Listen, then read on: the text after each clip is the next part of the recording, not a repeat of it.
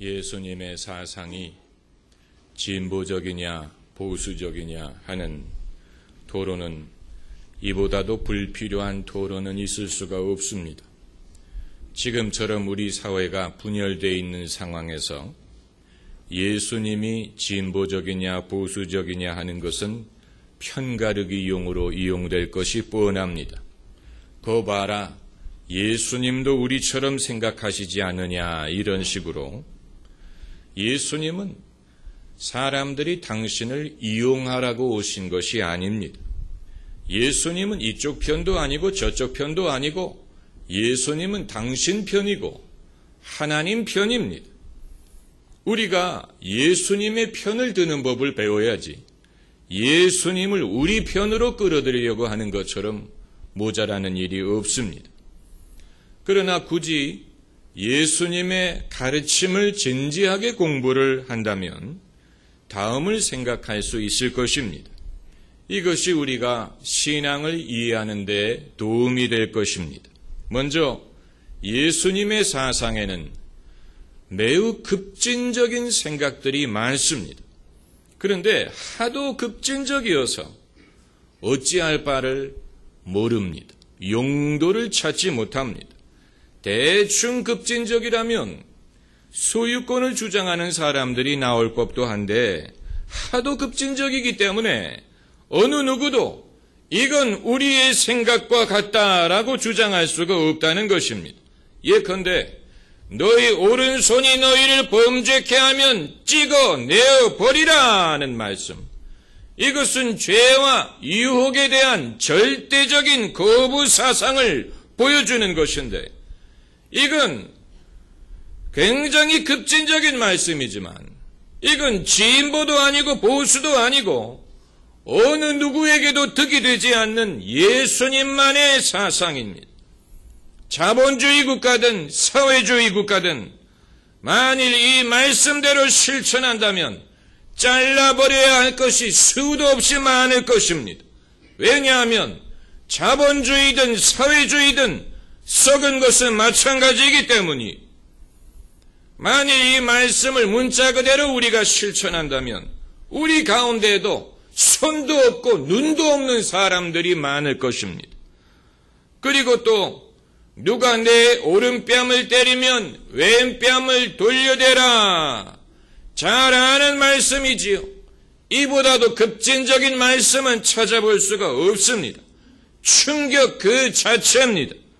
이건 어느 누구도 끌어다가 자기의 용도대로 인용할 수 있는 말씀이 아닙니다. 왜냐하면 극소수를 제외하고는 이대로 실천하며 살 수 있는 사람이 세상에 없습니다. 우리는 우리 자신을 실천하지 않으면서 남에게는 이것을 요구할 때가 많이 있어요. 그리고 또 있습니다. 내 소유를 팔아 가난한 자들에게 나눠주고 그리고 너는 나를 쫓으라. 이 말씀을 들은 부자 청년이 근심하면서 돌아갔다 그랬습니다. 왜냐하면 소유가 많았기 때문에. 그런데 그걸 보고 제자들이 역시 부자는 천국에 못 가 이렇게 말한 게 아니고 제자들이 뭐라고 말했는지 아십니까? 그러면 누가 구원을 받을 수 있습니까? 제자들은 이것이 부자에게만 적용되는 게 아니고 모든 사람에게 주시는 어려운 말씀이라고 본 것입니다. 예수님께서는 소유를 팔아 가난한 자들에게 나눠줘라 하고만 말씀하신 게 아니고 그리고 나를 쫓으라 하고 하셨어요. 인간의 수많은 자선 활동이 예수님을 쫓는 것을 대신할 수 없습니다. 선한 일은 선한 일도 해야 되지만 예수 그리스도를 쫓아야 되는 것입니다. 할렐루야. 그런데 참고로 예수님이 내 소유를 팔아 내 소유를 가난한 자들에게 나눠주라 라고 말씀하시지 않고 내 소유를 팔아 가난한 자들에게 나눠주라 현금성을 강조하셨습니다. 시장을 전제한 것입니다. 시장이 있어야 소유를 팔고 살 수가 있을 게 아닙니까? 그뿐만이 아니에요. 이보다 더 급진적인 말씀도 있습니다. 하나님의 나라를 위하여 스스로 고자가 되는 자가 있다. 이건 주일 설교 본문으로 자주 인용되지 않는 성경 구절입니다. 예수님께서 받아들일 수 있는 자는 받아들이라고 말씀하셨어요. 이 말씀은 하나님의 나라를 위하여 자신의 성을 포기하는 사람이 있다는 얘기입니다. 이건 강요하신 게 아닙니다. 받아들일 수 있는 자는 받아들이라고 말씀하신 것인데 어느 누구도 이런 말씀에 즉시 할렐루야로 화답하지 않습니다. 즉각 지지의 입장을 표명할 수 없습니다. 그렇지 않습니까? 교회 내에서도 저마다 짝을 찾지 못해서 야단이고 저마다 결혼이 최고의 행복이요 최고의 덕목이라고 생각하는 상황에서 누가 하나님의 나라를 위하여 독신으로 사는 것과 스스로 고자가 되는 것을 생각이나 할 수 있겠습니까? 얼마나 급진적인 생각입니까? 그러나 이것은 진보로 분류할 수도 없고 보수로 분류할 수도 없고 오직 하나님의 나라를 가르치는 것이요 하나님의 나라를 이 땅에서 추구한다는 것이 무엇인가를 보여주는 예수님의 말씀이에요. 반대로 예수님의 사상에는 보수적인 생각들도 많이 있습니다. 그 중에 하나가 내가 율법이나 선지자나 폐하러 온 줄로 생각하지 말라. 폐하러 온 것이 아니요 완전히 하러 함이로다.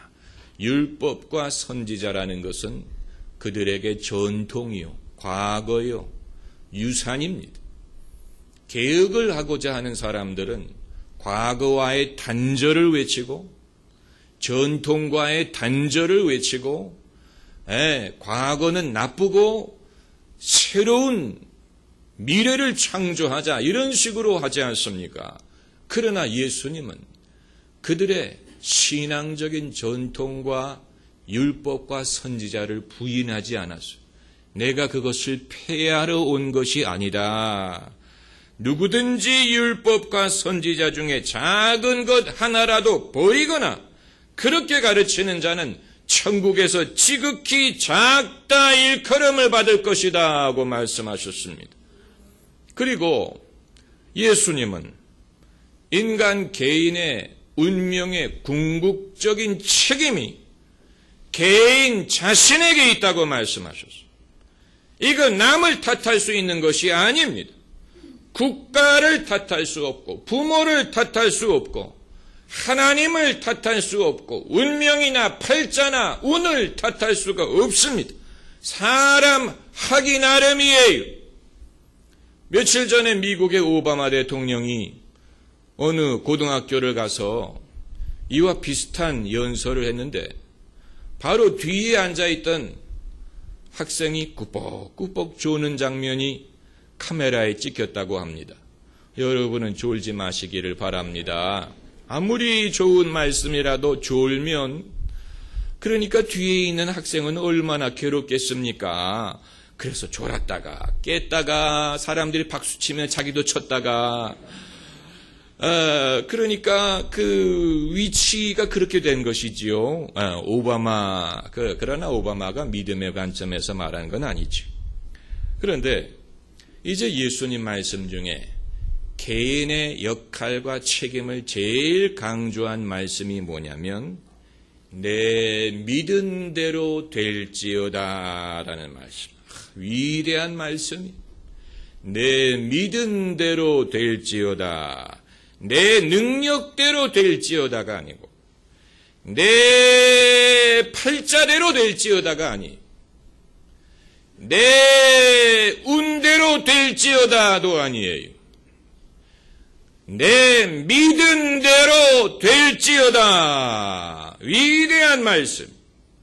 인간의 운명이든 팔자든 가난이든 질병이든 과거든 실수든 그의 타고난 얼굴 색깔이든 인종이든 이것이 믿음의 위력을 막지 못한다는 사실이 심지어